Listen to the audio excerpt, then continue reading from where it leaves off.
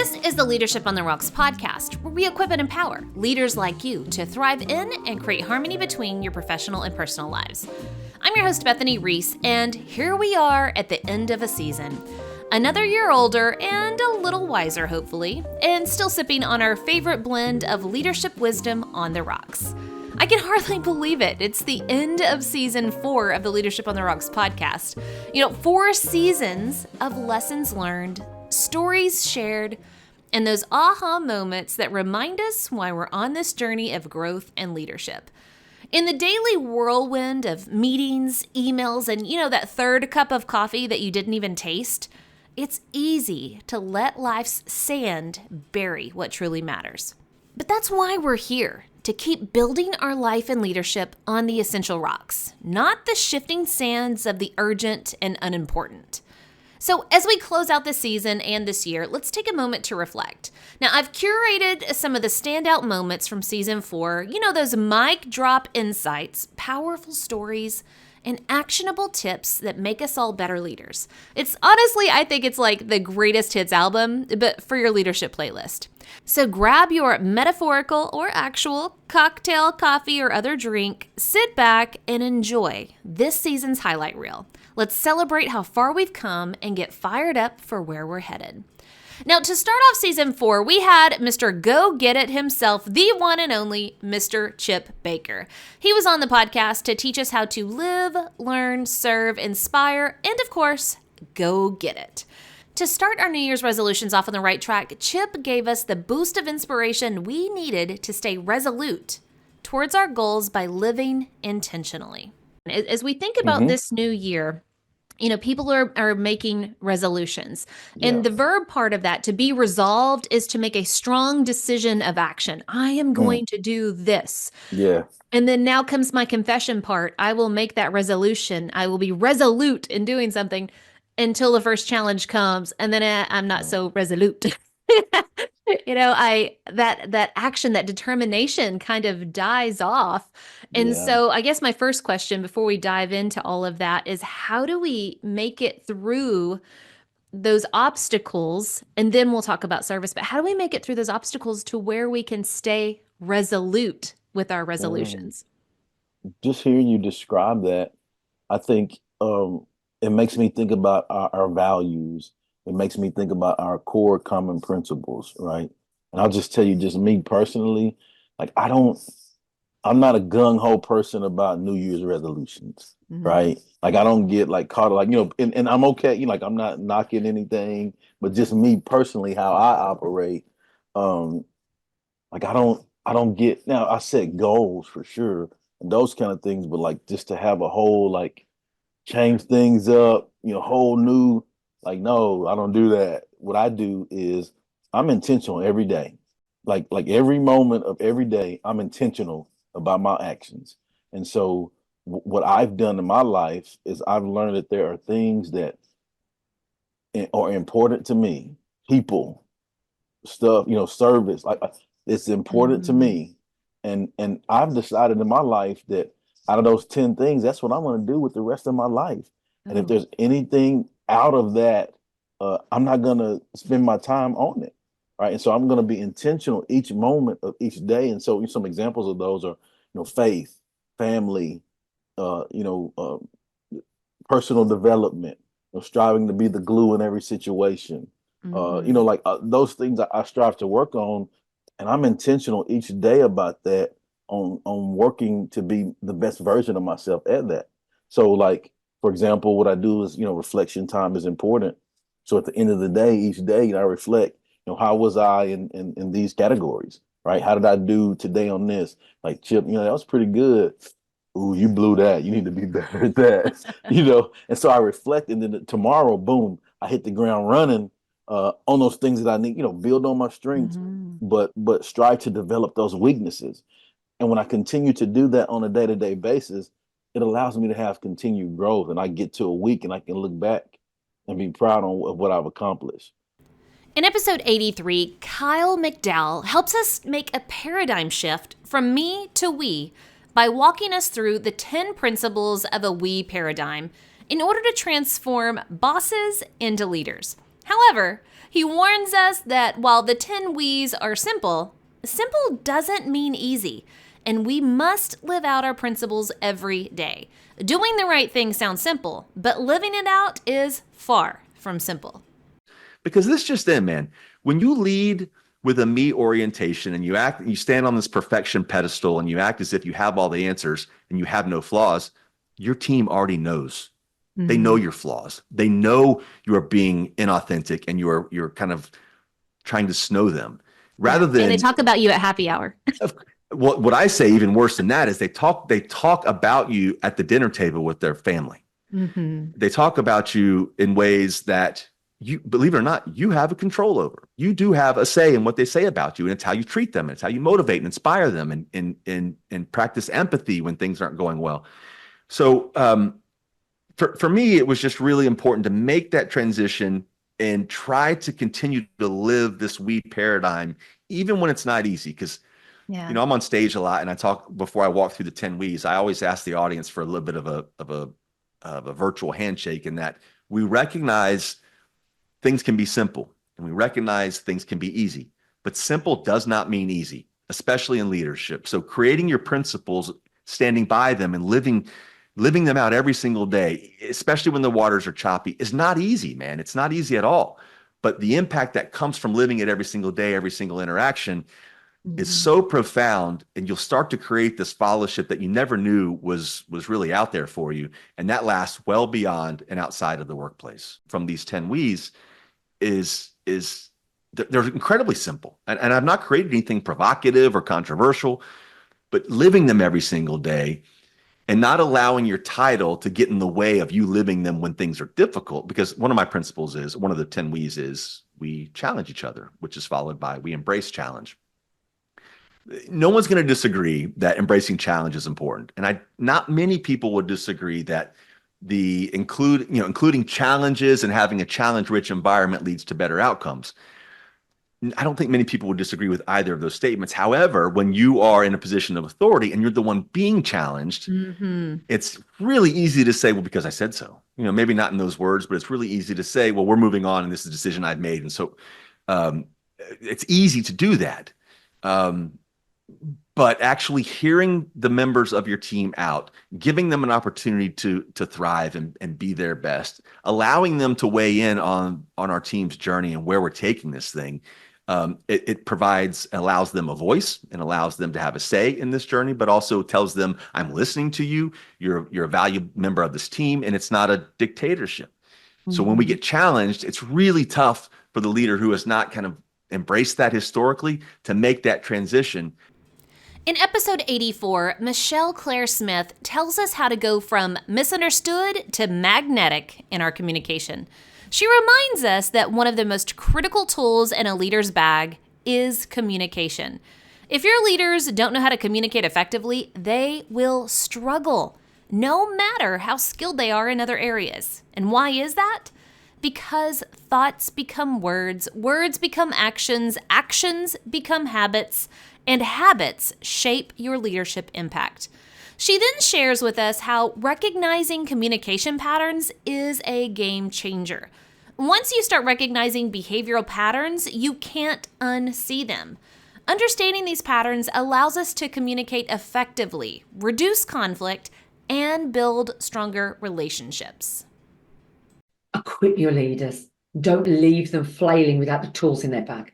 Mm-hmm. And the first thing to teach them is how to communicate. And Bethany, you've invited me on this wonderful podcast, and I'm so excited. But the truth is, we could talk for hours and hours on communication. So true. So I think it's a really good idea to hone it down to just a couple of things. One, I really want to get to people the most important thing, which is how you think, is how you speak, is how you act. It's how you behave. So, I mean, it's really important to me. I've got a little quote here and I like to read it out. The reason I read it out is because I never like to misquote anybody. Oh, yeah, I understand that. But you will have heard of the Chinese philosopher Lao Tzu, and I probably have pronounced that incorrectly, being a communication guru. But he says this: watch your thoughts, they become your words. Watch your words, they become your actions. Watch your actions, they become your habits. What's your habits? They become your character. And what's your character? It becomes your destiny. Can you just kind of walk us through the disc and how just knowing ourselves and knowing the patterns of behavior can positively impact how we communicate from here on out with everybody at work and at home? Of course. I mean, I can just give a little appraise around what the 4 areas relate to, and that will probably be a really great start. And I think even some of your listeners will already start to think, oh, yeah, I recognize that in myself, or I recognize that in those around me. And the basis of DISC itself is patterns. It's patterns of communication. It's patterns of behavior. I always relate it to the fact that when you want to buy a new car and it's a blue, I don't know, BMW or whatever it might be, the minute you see that car everywhere.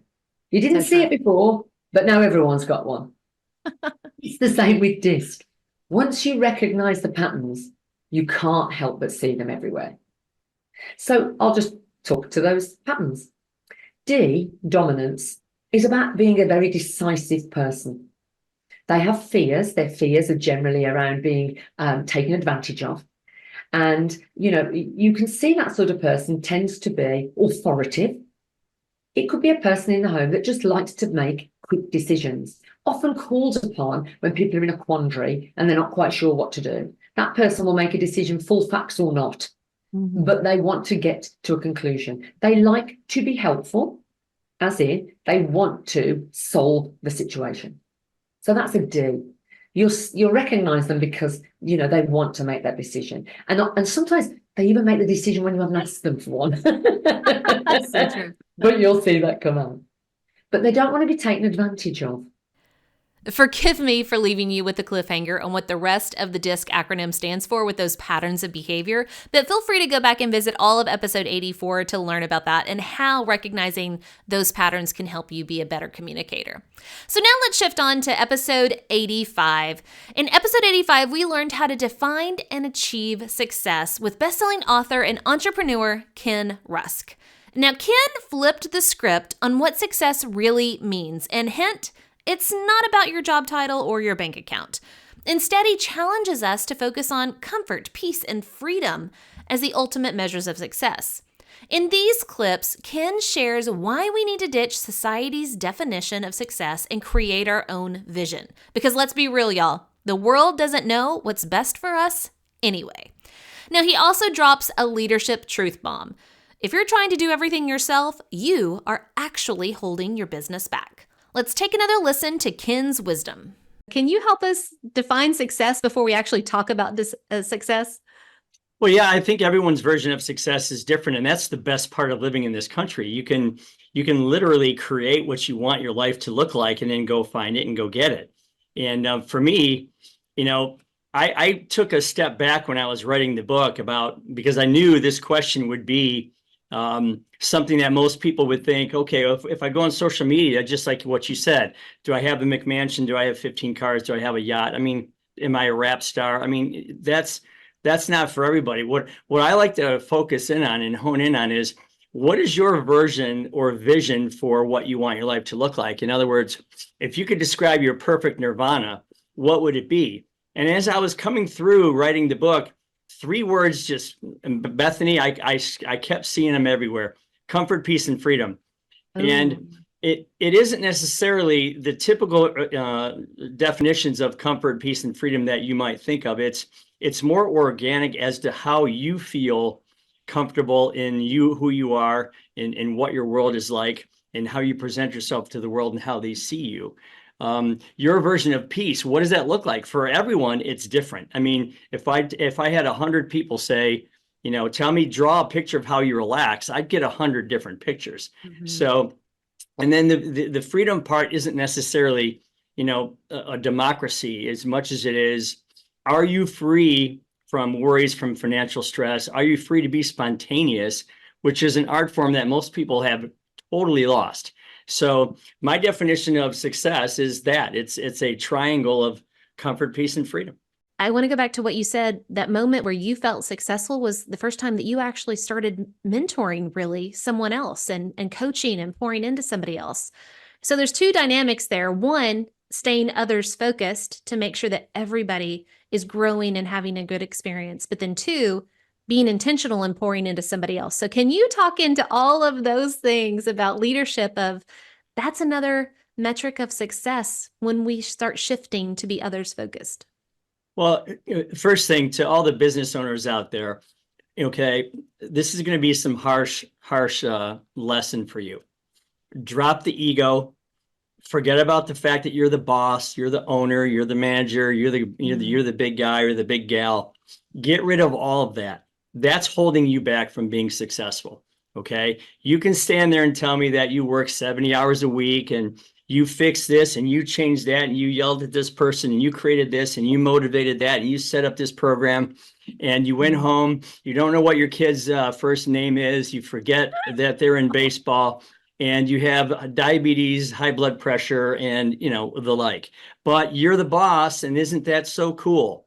Wrong. You got it all wrong. I mean, completely wrong.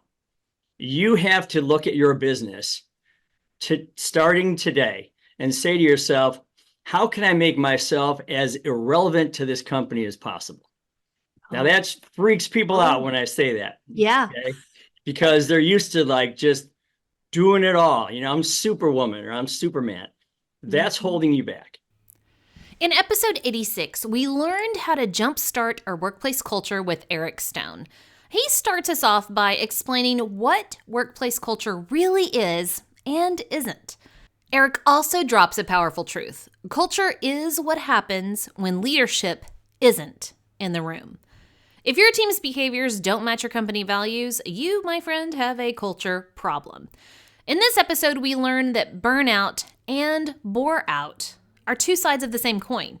Burnout happens when employees are overworked, unclear on expectations, and lack support. Bore-out happens when employees are disengaged, uninspired, and feel like their work doesn't matter. He's going to share 5 key ways to prevent both. So let's lean in to what Eric Stone has to say about jumpstarting our workplace culture. Eric, I always like to start a topic of discussion by actually defining the topic so we're all on the same page. And I love what you say about workplace culture in your book, that it's not, I love that you define what it's not. It's not hugs, it's not high fives, and it's anything but soft. I love that so much. So can you actually define for us what we're talking about today? What is workplace culture? So I'm going to give you the easiest definition. I'm a simple thinker. And so if I had to think of 3 words, it would be values and action. I think that is what culture is all about. And or when there are no gaps between your values and your behaviors. And so if you can think of it that way, that's a simplified approach.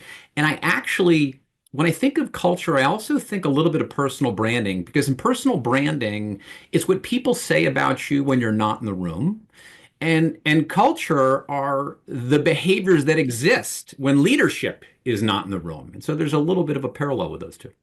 I love that so much. It's values and behaviors. So often companies can have values, they can have their core values, put them on a piece of paper, but then they're not always lived out. And I love the importance that you're bringing to that of the behaviors is what's lived out daily. And culture is there a gap between what you say you value and what you actually do every day? Burnout's still an issue. So how do certain businesses keep their employees engaged and avoid burnout through even those challenging times? Yeah, well, it's funny. There's 2 terms. One's burnout and one's bore out. But here is a simplified approach that the book will go in a little bit more detail. But for engagement and how to avoid burnout, we talked about the first one is what are you doing to create a strong relationship with your team?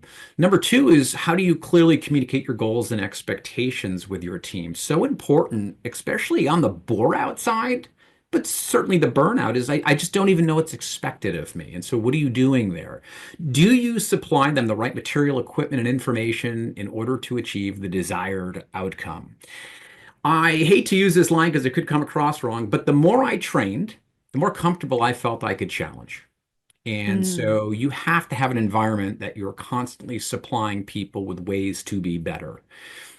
The 4th was just what are you doing to encourage personal and professional growth within your organization that helps avoid that burnout and bore out. And then the last is what do you do to recognize top performance? You always want, and I really say recognize performance, reward excellence. Oh, And I can think you say that again?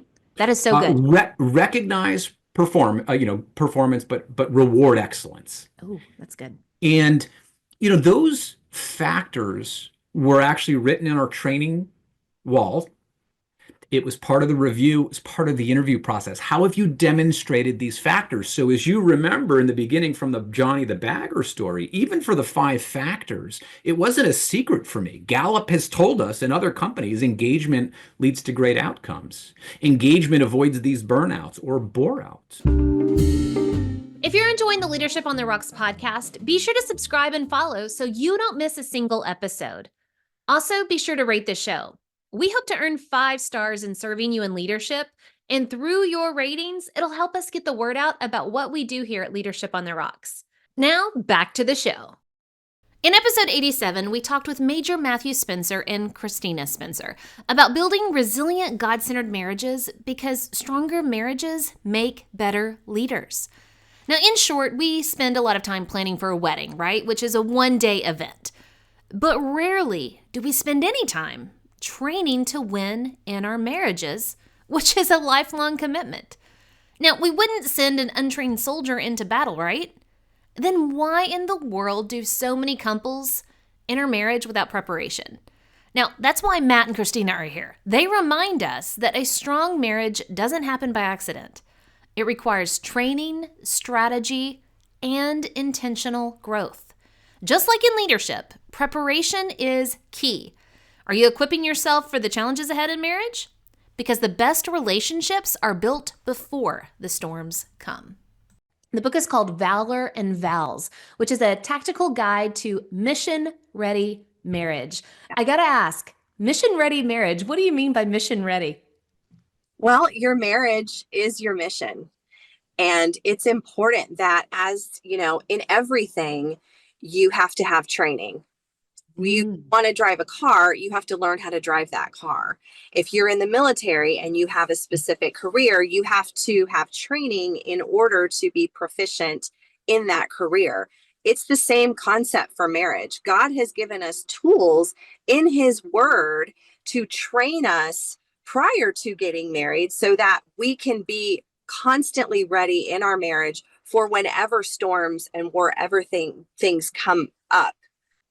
Yeah, in the military in general, we train for everything. That's why we're such, a powerful alliance when it comes to our war fighting capabilities and,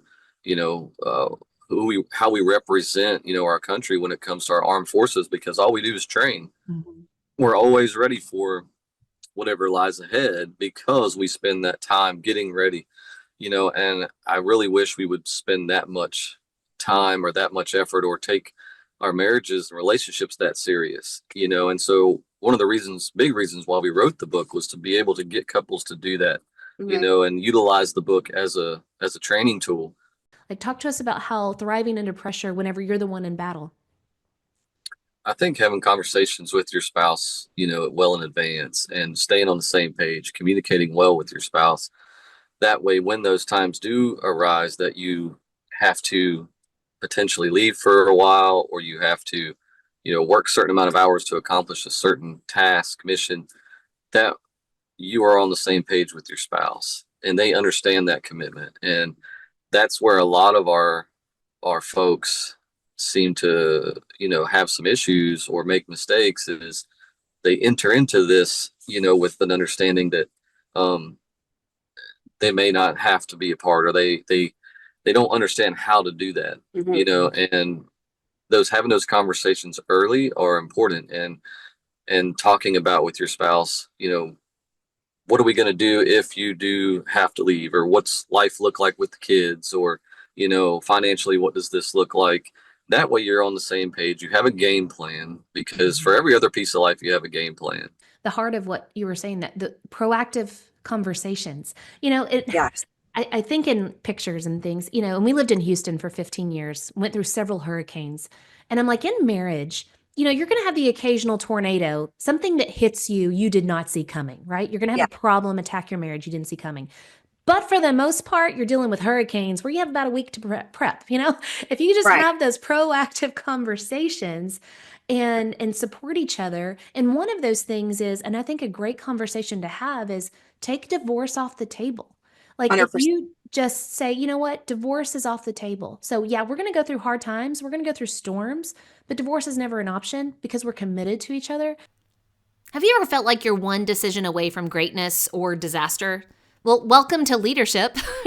In leadership, you're expected to act like a grown-up even when your inner child is screaming into a pillow. In episode 88, I sit down with the brilliant, hilarious, and wildly wise Mary Morantz, author of Underestimated. And let me tell you, this episode is therapy with a mic. Mary doesn't just talk about fear, self-doubt, and imposter syndrome. She names them, gives them personalities, and invites us to show them the door. She explained why fear is not just a liar, but it's a boring one, and how to lead confidently before you feel ready. And yes, it's possible. So if you've been waiting for the perfect time to start leading boldly, newsflash, there isn't one. But you don't have to wait to start. As Mary says, perfect records were never a prerequisite for purpose. Because you're stepping out into something that you don't feel ready for. For you, it's leaving that lifestyle in West Virginia, going on to college and law school. And then now you've become this amazing, successful business coach, podcaster, author, all these things.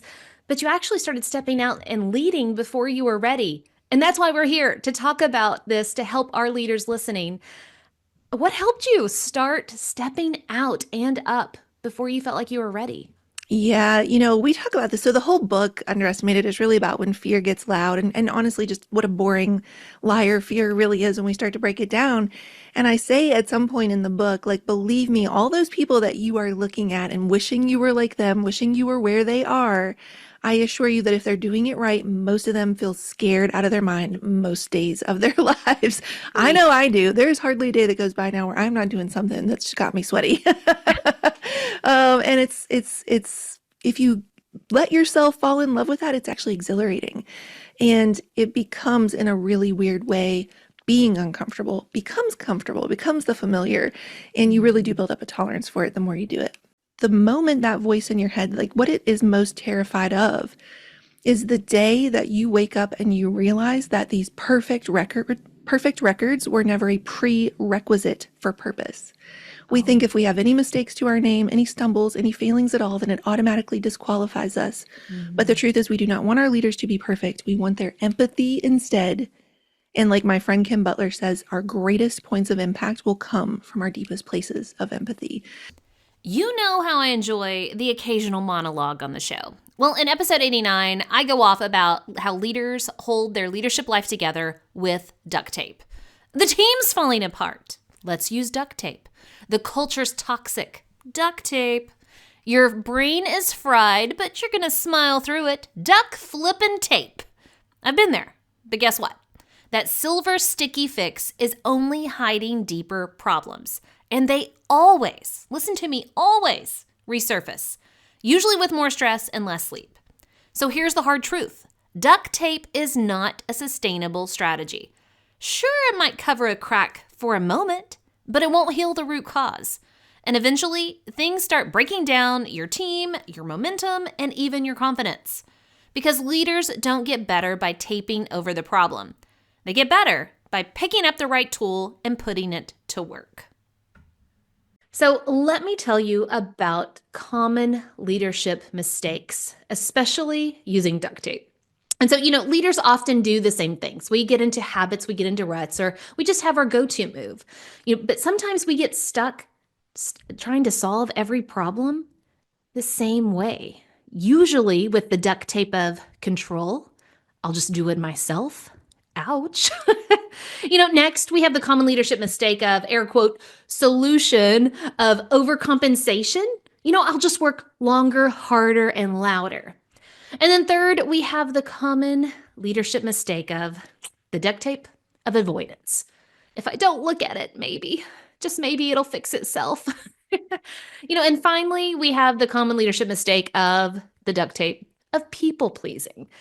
Sure, I already have a full plate, but why not go ahead and add this to it? I'm sure I can get it done. Control, compensation, avoidance, people pleasing, these are all duct tape solutions. And I bring you this poor decision from the leader who thinks that duct tape is a sustainable leadership strategy. These are the folks who slap the quick fix solution on every problem they encounter without ever stepping back to assess the real issue.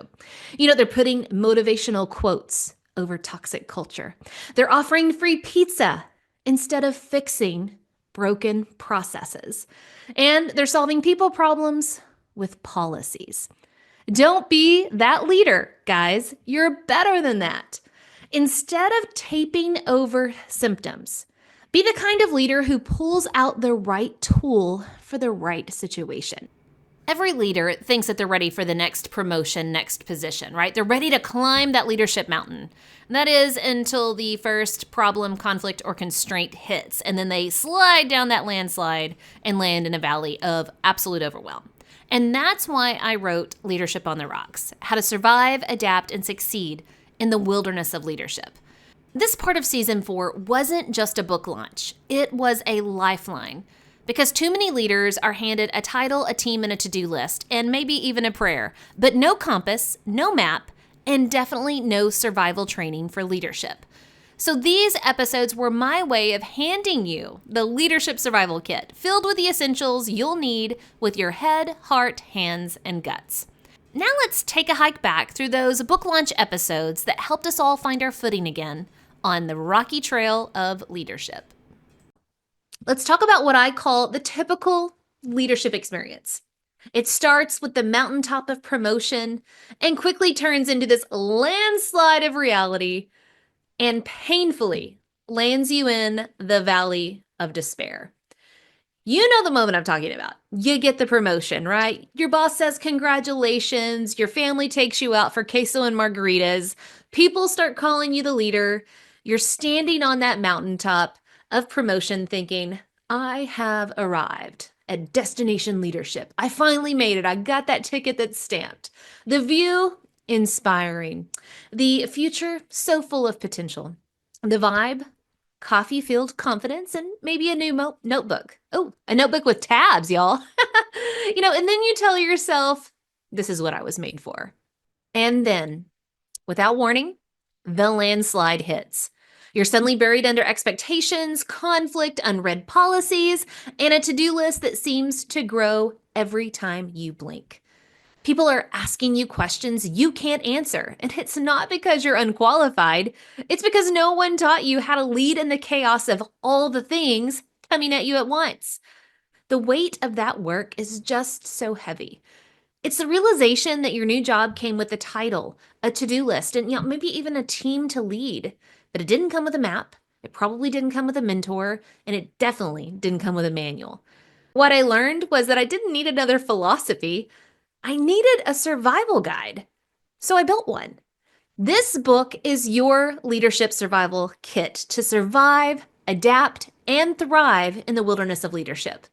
It walks you through the 4 essential parts of the body of leadership that you must nourish and protect if you want to survive and ultimately thrive in any leadership position. Your head, which is your mindset, your identity, your purpose. Then it's your heart, the relationships, communication, collaboration. It's your hands, execution, systems, service. And finally, it's the guts of leadership, accountability, stewardship, and legacy. Now, each section includes real-world lessons, visual metaphors, honest stories, lots of confessions in there, and practical tools you can use immediately, like tomorrow. So this book doesn't promise perfection because perfection isn't possible. It equips you for resilience. Now, this book isn't about adding more to your plate as a leader. It's about teaching you how to reshape your plate every single day, reshaping it with clarity, connection, action, and accountability. Now, one of the most important lessons I've learned as a leader is that the most effective leaders don't react. They respond. And the best responses come from running every leadership challenge through the 4 parts of the leadership body. Your mindset, how you think about it. Your heart, how you connect with others about it. Your hands, how you actually get it done. And then your guts, how you own those results. So let me ask you, where are you in this leadership journey? Are you standing at the mountaintop of promotion? Are you sliding through that landslide of reality? Or are you clawing or trying to claw your way out of that valley of despair? Leadership is not a destination to be reached. Leadership is a body to be nourished and protected as you navigate the wilderness of problems, conflicts, and constraints. I always thought that, leadership is that corner office, that power, that authority, that title, that paycheck. And it's not. Leadership is that body of how you nourish and protect so that you can serve others through the wilderness and lead them through that wilderness. Okay, so we know that leadership is a wilderness of constant problems, conflicts, and constraints, and you have got to learn how to navigate that wilderness. Well, speaking of navigating it, you actually have to help guide other people through that wilderness. And you can't lead people through what you cannot see. So Casey Watts comes along in episode 99, and she comes swinging with an absolute truth bomb about clarity. She said that we all secretly know, but rarely admit, that confused teams don't perform, they panic. Casey walks us through how clarity isn't just about good communication, it's about alignment. When your team knows the mission, the metrics, and the why, momentum becomes inevitable. And as I joked in that episode, if your team meetings sound like a group project gone wrong, you don't need more coffee, you need more clarity. Because clarity doesn't just calm chaos, it gives people the courage to execute with confidence. Really identify who you are as a leader. Before you start trying to do all of this work, become a reflective leader who has emotional clarity. Who are you as a person? What made you the way that you are? How do you approach other people? How do you understand who they are so you can engage effectively? And then have goal clarity, not only for yourself, but for your organization. We have to let go of the assumption that people are on the same page or know what we mean. We have to have a common language with our people, and it doesn't inherently exist unless we do that purposeful work. People burn out because of a lack of confidence, because of a lack of capacity, because of a lack of competency. If you think about those three things, I lack confidence because I don't have clarity around how I'm going to implement XYZ successfully. And I haven't been provided feedback to help me to do that. So there we go with the feedback and why it's so important for it to be really targeted. That feedback provides clarity and it allows people to collectively move toward a target or goal. So now, if I'm being provided feedback that's going to build my confidence in helping our organization move forward, then we are reaching what is called collective efficacy, which means we have the belief as a whole that we, as a group, can reach a goal or target, or we can make a difference or impact. Mm-hmm. So I think about that, like the lack of confidence is rampant in so many different organizations. I think about schools significantly, but in other organizations as well, which leads to the next thing. In order for people to build their confidence, they have to feel competent. In episode 101, Renee Sonnevold helped us stay curious about our interactions with others so that we can actually notice what's really going on in the boardroom and the living room, so that we can finally address the elephant in the room.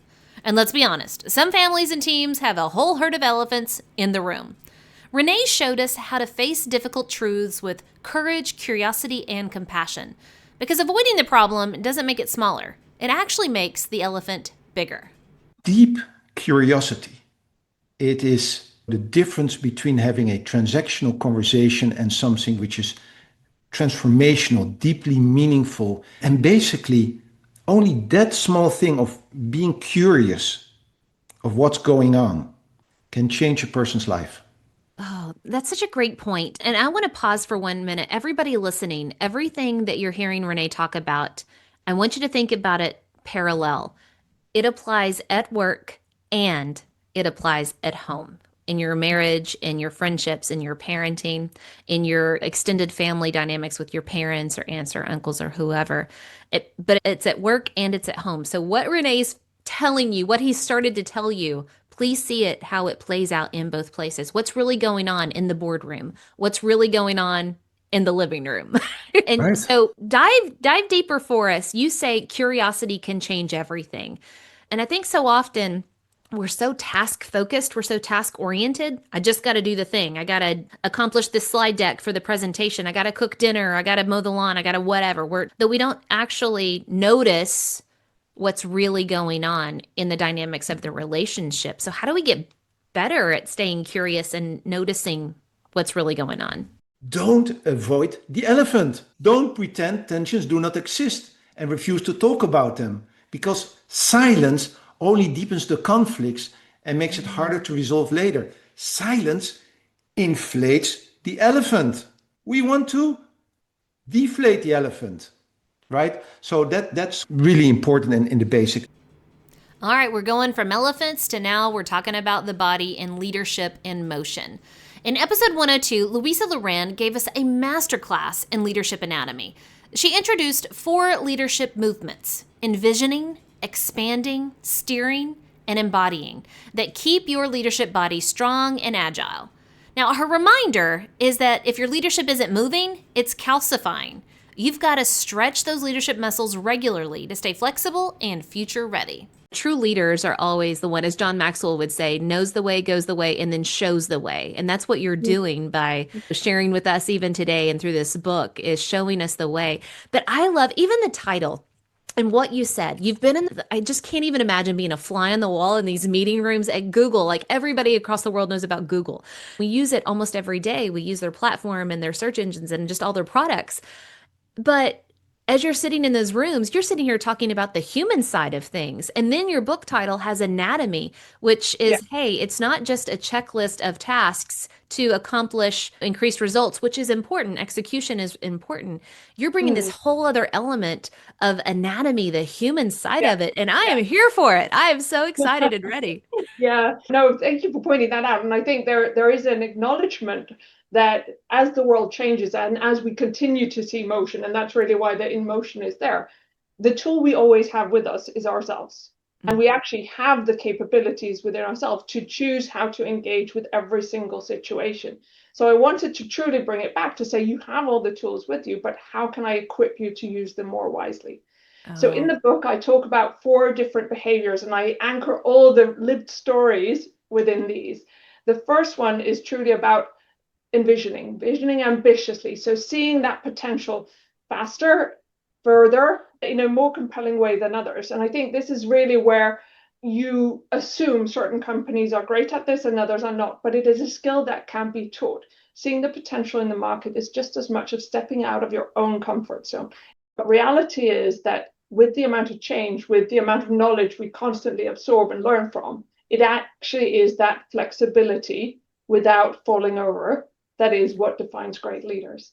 It is leaders who know when they are to lean in and lead from the front, those who know where to step back and actually create a space for you, but be more agile and flexible. And truly also acknowledging that this is, all of these are things that can be physically trained, and you can prep yourself and your body to be more ready to succeed in a ambiguous world. And I love the visual that you're giving us. Can you quickly recap the 4 behaviors and the body part that they align with, just so we can have it in one setting? Yeah, of course. There's envisioning ambitiously, which of course is the eye. Then there's expanding with curiosity, your lungs, creating space for that. Steering decisively, which will be your arms that give direction. And then finally, embodying with presence, which is your spine. That is so good. If you think about the 4 core behaviors that we need, any kind of athlete that wants to win a prize, it doesn't matter the athlete. Guess what? Athletes have to work their bodies out. They have to have that goal in front of them, especially to make it through the hard days. Yeah. And it's so important, that vision. And I think we do. You were talking about you have to be able to see what's out there ahead of the markets, like learning to see around the corner, right? Yeah. That is a skill set that you can learn. But we, for the most part, let me be the first to confess, I can't see the forest for the tree in front of me. Like, I'm so stuck on this one thing that's causing me an immediate amount of discomfort or pain. Yeah. Yeah. That I often can't see something bigger and beyond that. And I love that you gave such a great application of start learning this skill.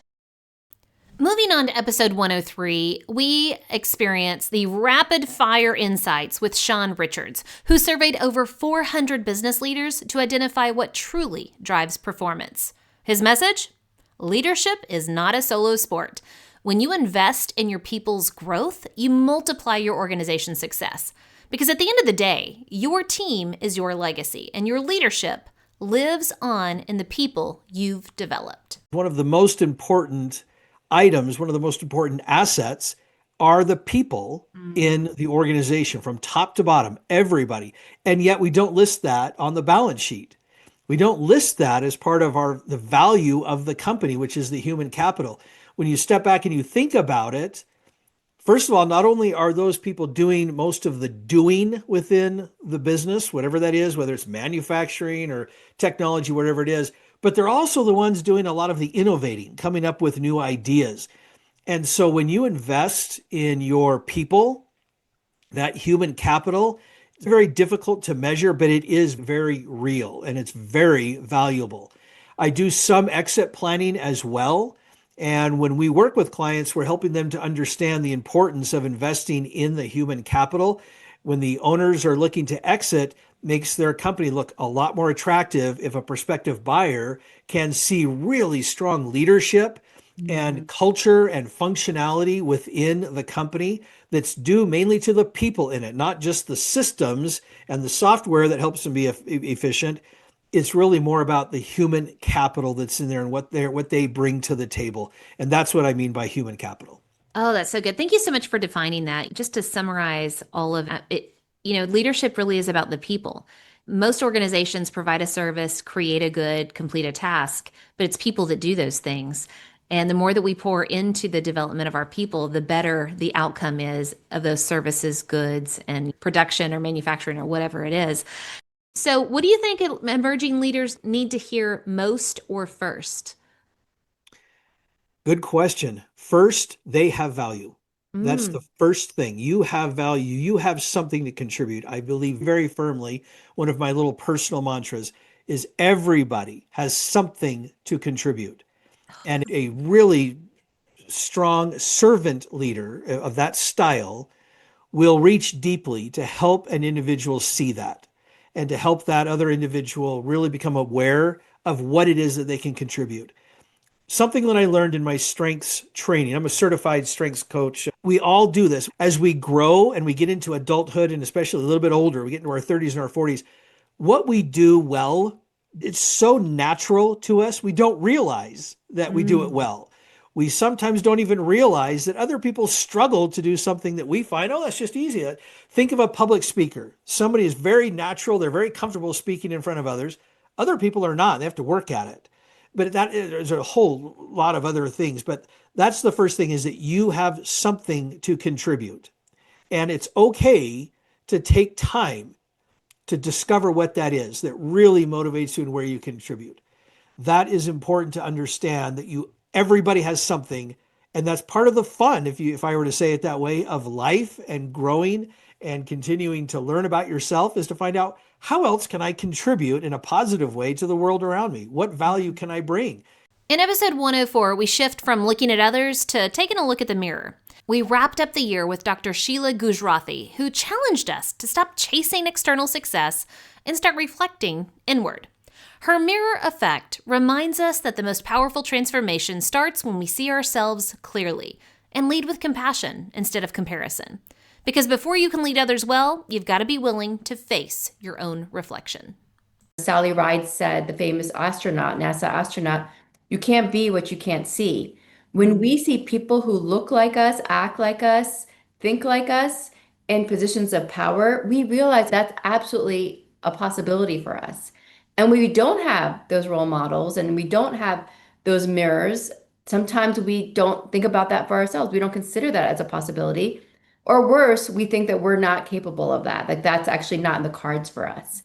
And I think over time, we have developed this limiting set of thought patterns, beliefs, and these are things that are external to us in our environment in terms of what people are telling us or intimating to us. And these are also internal in terms of our own limiting thought patterns, our own inner dialogue, narrative, and critics that we deal with every single day, really almost every moment of every single day.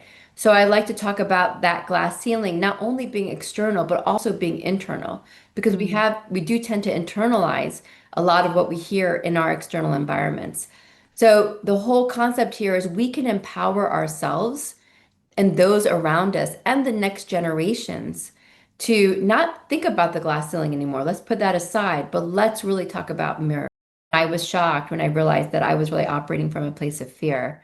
I then realized by saying no to that, it was so liberating again for me in my entire life, not just my work life, just for me as a human being to connect to more happiness and joy. So really starting with that, holding up your own mirror and being compassionate to yourself. And it's hard. It's like a muscle you have to exercise. So I really just want to really stress that again.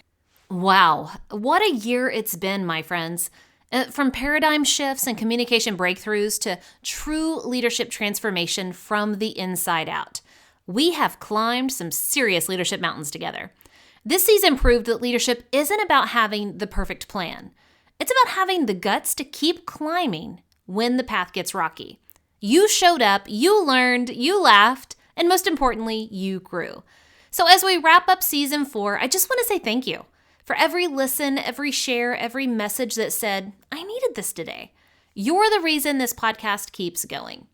Now, if you're ready to take the next step in leadership growth, whether through coaching, training, or team development, head over to leadershipontherocks.com and let's build your custom growth plan for the next year.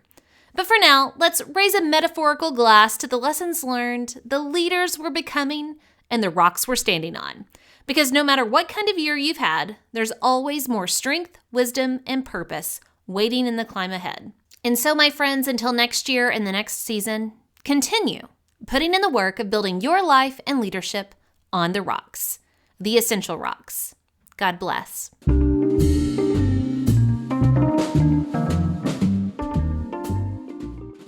Remember, the most essential rock you can build your life and leadership on is the rock of Jesus Christ. Today's Bible verse comes from Philippians chapter 1, verse 6.